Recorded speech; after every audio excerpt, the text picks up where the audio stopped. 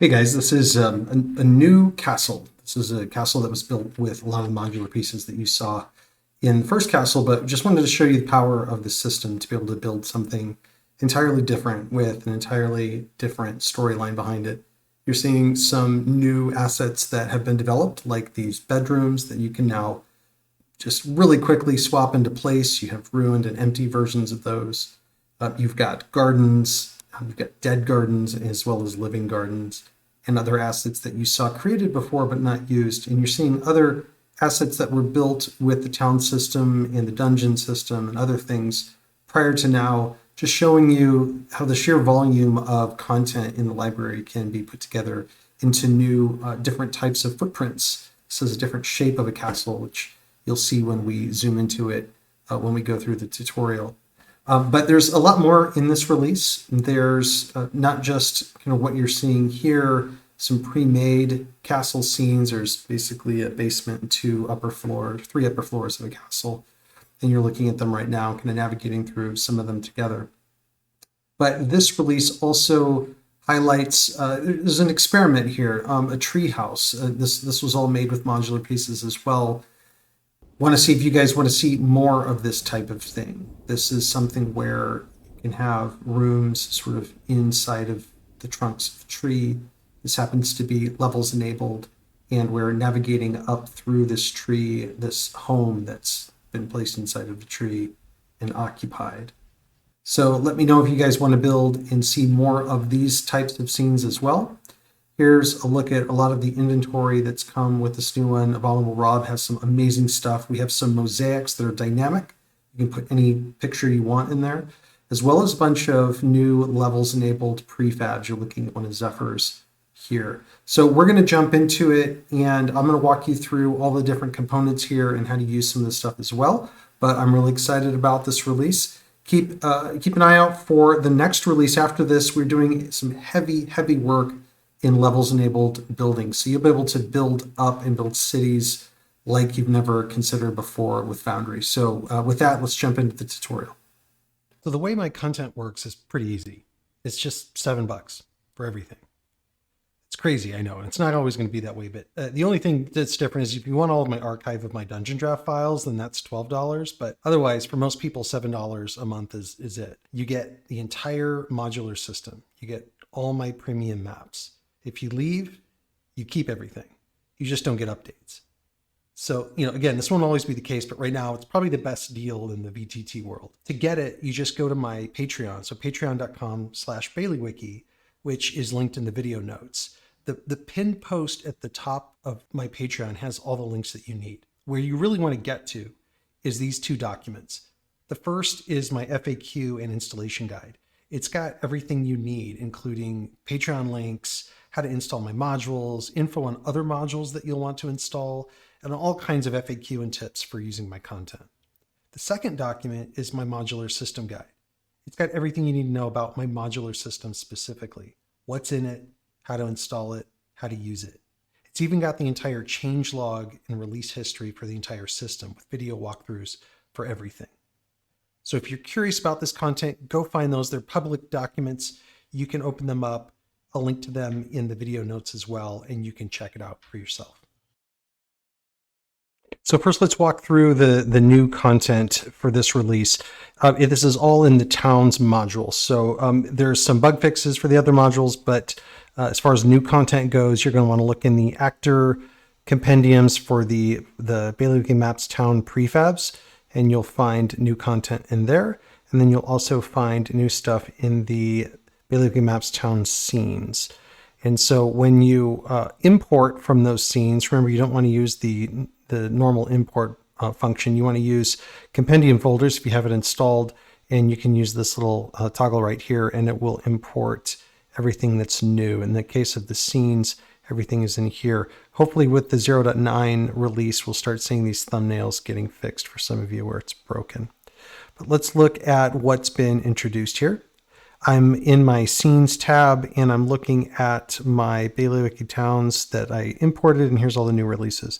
I've got the 4 levels of Castle White. Here is the first level. You can see it's a little bit different footprint, a smaller footprint than the Gothic Castle.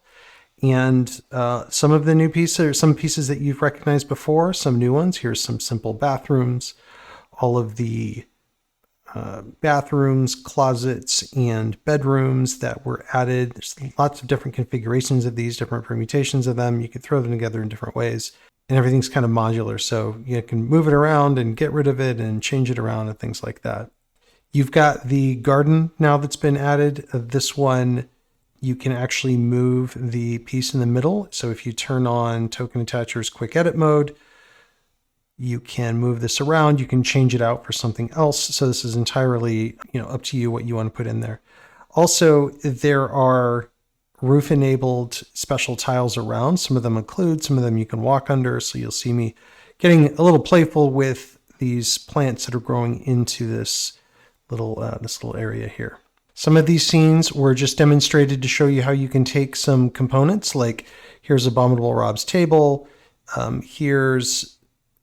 Here's a couple of my tables, and you can just throw them in directly from your prefabs directory and this fireplace, for example, and you can essentially dress an empty room in this way. If we go down to the basement, we have some special room here. We've got the crypt set up. You've got some special crypts that are behind locked doors, but you also have the ability to move these around. So if these aren't locked down now. These aren't locked down. So if I remove that headstone, or if I just mark it as invisible, it reveals and it shows a staircase underneath, and your players can click on this map pin and can teleport to another scene if you'd like them to teleport to another scene. These are all customizable. These are all just assets that you can turn on quick edit mode to be able to change them, but you can change these around, put coffins in them. These all come from either my compendium of prefabs, or you can pull in stuff directly from Tom Cartos or Forgotten Adventures if you're using Molinet. You've got jail cells. You've got the wine casks. This one is intact, unlike the last one, they were destroyed. And you can add on to this basement really a lot. You can take other prefabs that are in the system. You just look for castle, for example. You can find a whole bunch of things, castle pieces that you can drop directly into here, and you can make a giant basement with tons of stuff to discover. There's just quite a few assets that you can play with. In level 2, we introduce some more new assets. This one you've seen but not deployed yet. This is sort of where the guards would socialize and relax and eat, things like that. This would be the guards' bunkhouse. There's a staircase in there that leads up to the next level. You've got some components like the bedroom now reused in a different way. And then you've got the introduction of this giant ballroom. This ballroom also comes in a destroyed, dilapidated look. And this is all in an effort. Most of these rooms come this way. This one, for example, also comes in that dilapidated look. The goal is for you to be able to, if you want, to be able to have your players conquer a castle like this and be able to take it over. So this one's already been renovated. It looks quite nice when the lights are on. This is a renovated version of that office that you saw before. There are dead versions of these garden sections, which we'll go through in just a second. In the upper level, again, just showing you how you can link things together. There's a couple of secret doors here if your players can make the right checks to get through to the end, and a treasure room. But you have a lot of space where you can add things. Here's when you come up from that guards room, you come up to this level, and you find a magic room here, for example. You could replace this with something else.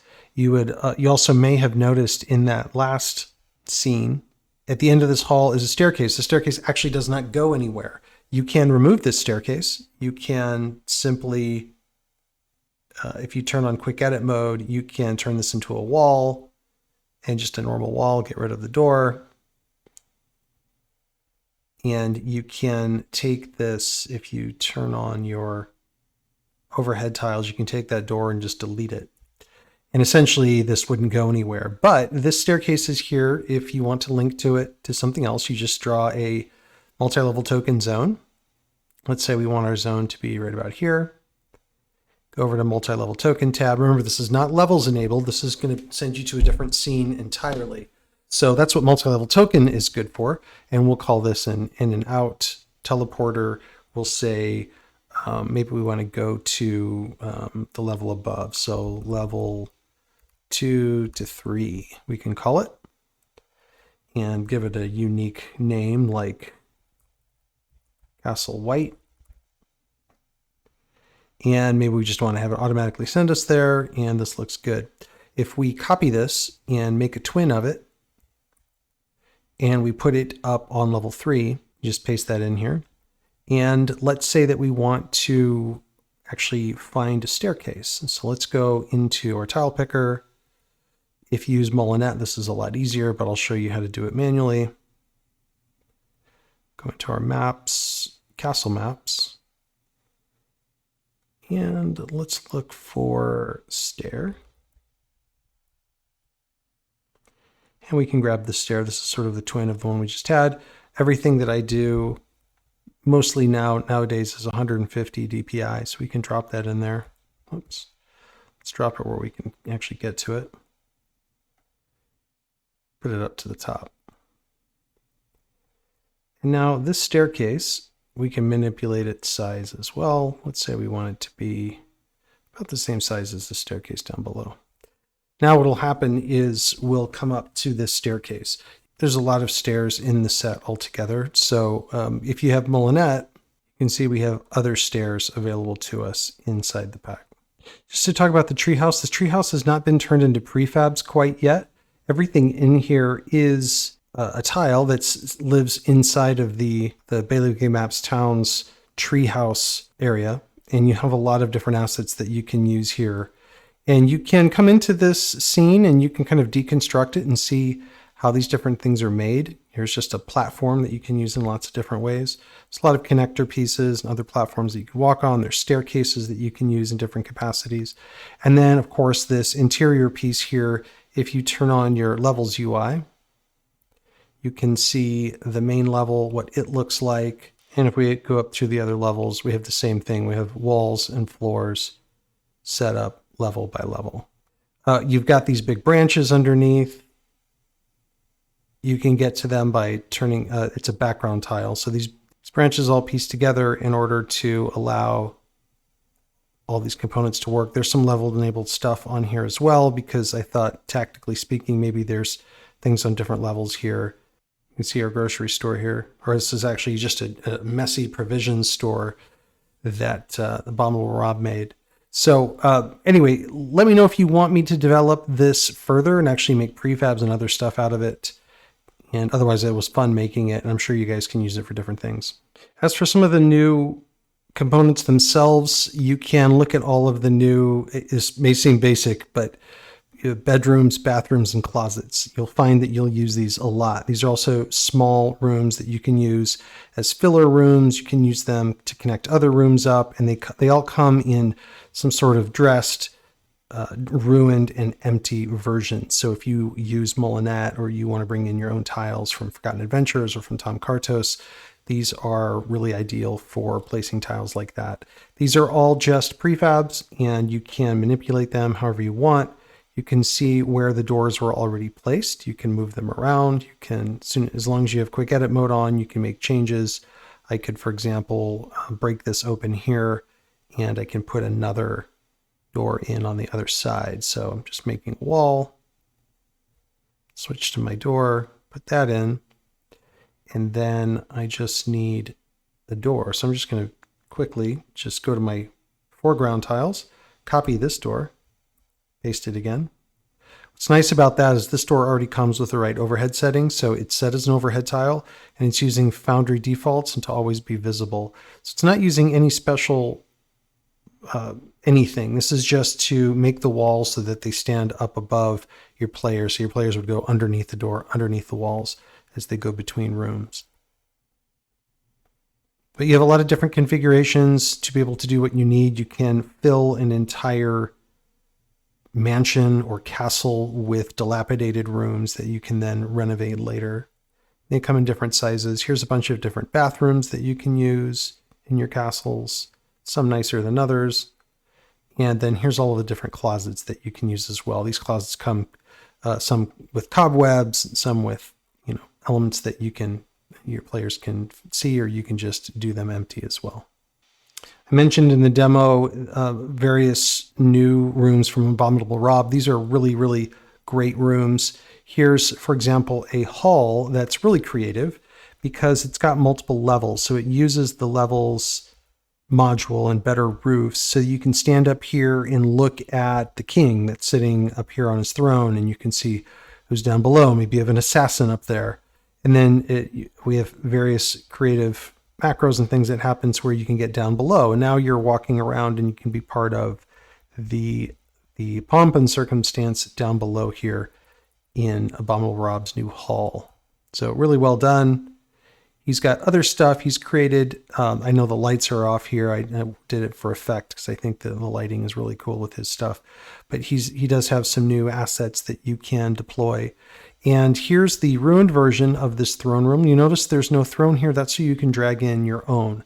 I have a bunch of thrones. If you guys haven't seen them before, they're actually not in this one. They're in my dungeon pack. So you can drag some pretty crazy thrones into these throne rooms.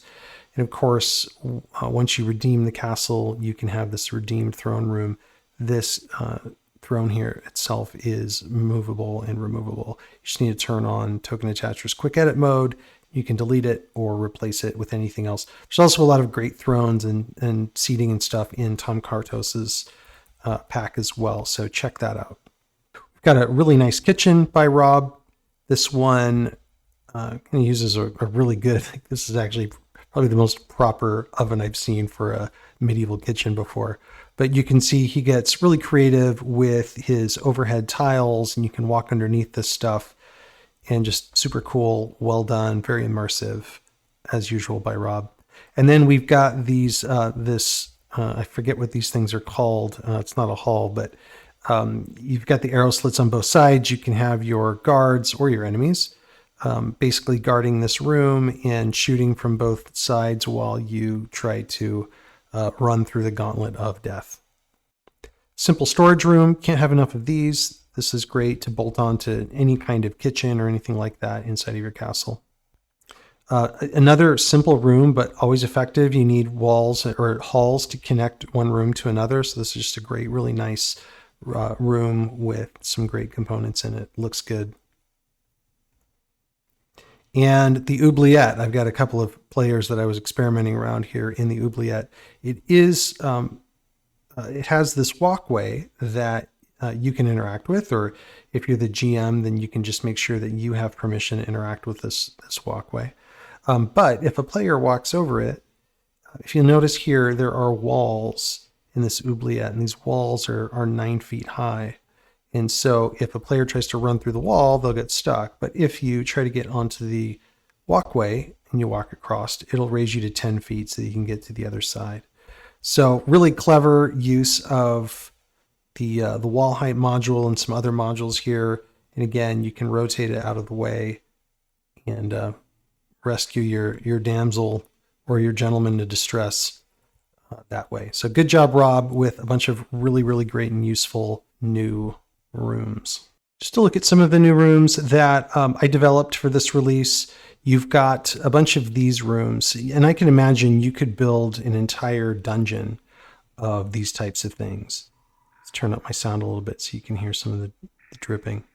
But these things are all customizable. These are all treatments that you can pull off. These are assets inside of the module that you can use in other rooms as well. But you see it creates a really nice effect where you can have enemies and others hiding inside of these branches. It's all customizable as usual, where you can reconfigure all of these walls. I can get rid of this door entirely, and I can move it or delete it. I can create multiple doors on this side.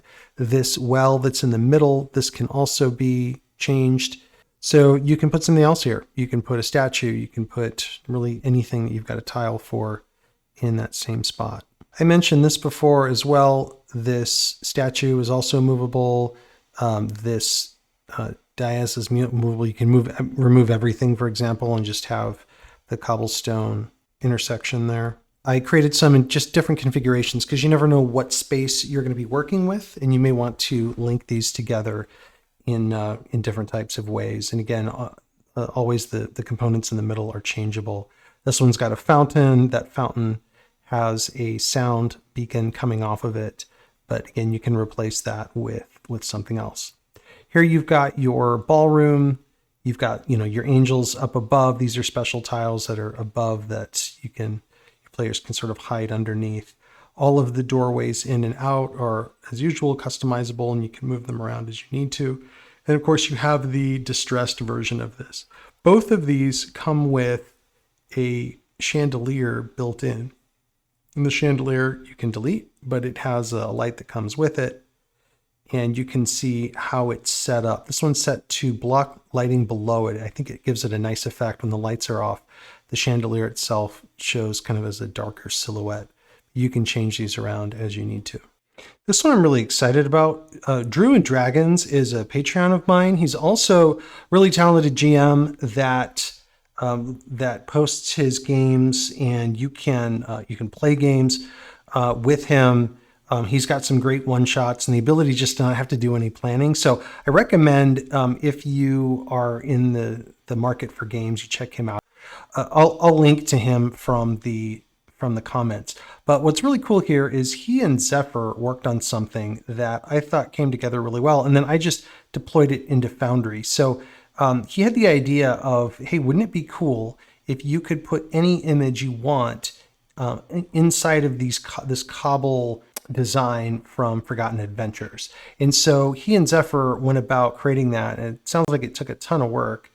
But what happens and what it led to is this. So what you're looking at is a special room that has two floors. One is semi-transparent, the other one is underneath it.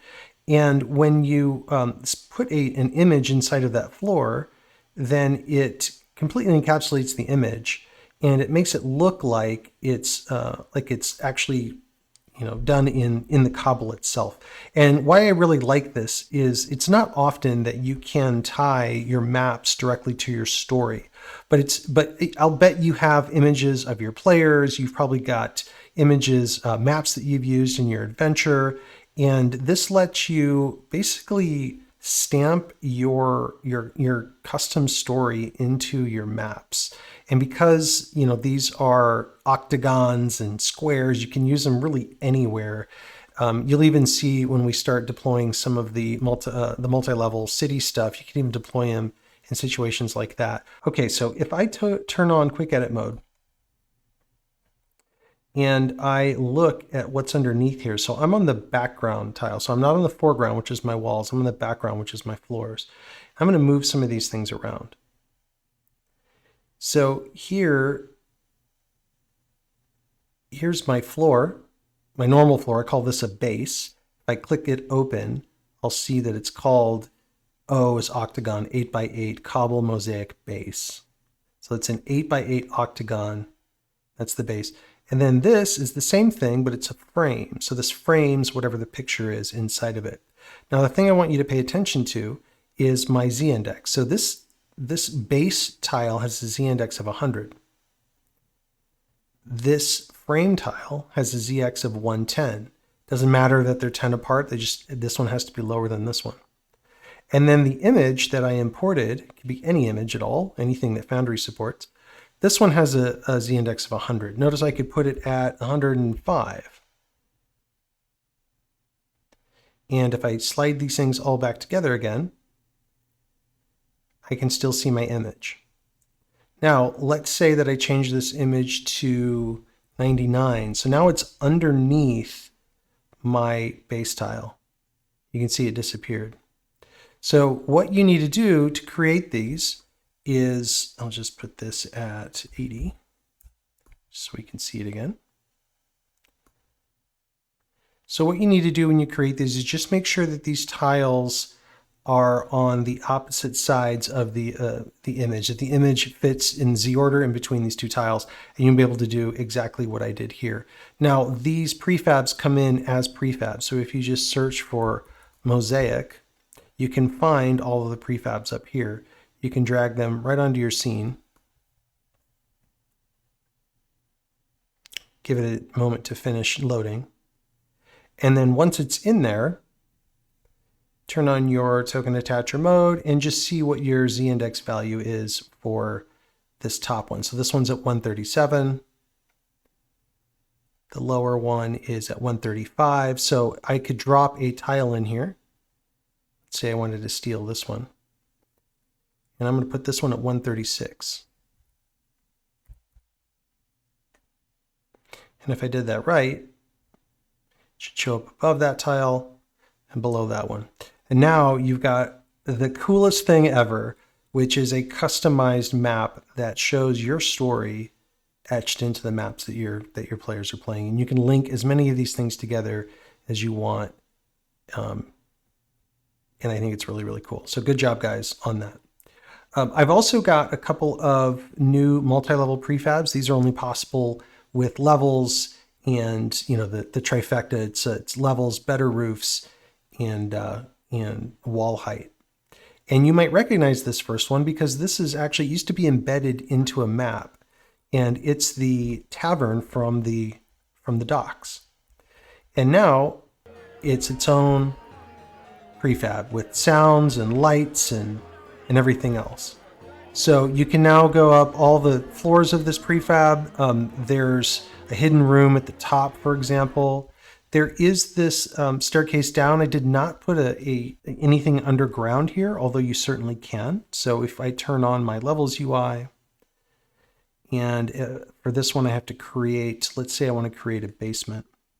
So I'll say -10, and the top will be -1. So the very next level above would be my ground level. I'll call it basement, and we'll add it. Confirm. Now I'm on my basement level. My UI is turned on. That's why my thing disappeared. So if I want to add a basement, I can look up any of my basements here, and let's turn my UI back on. Let's mark at the basement level, and let's throw in this basement here.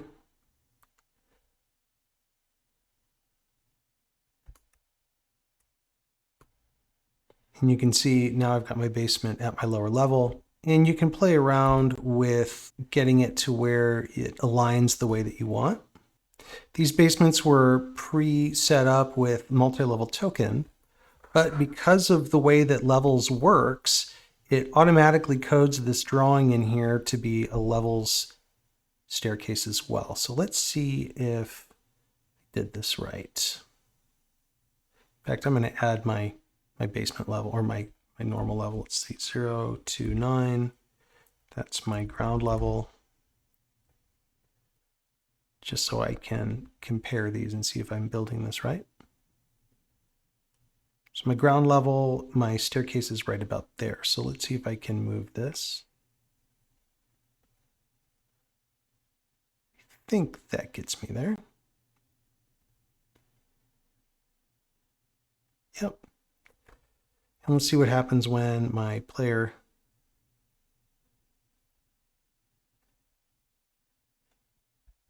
all right, so I walk into there, and now I'm downstairs.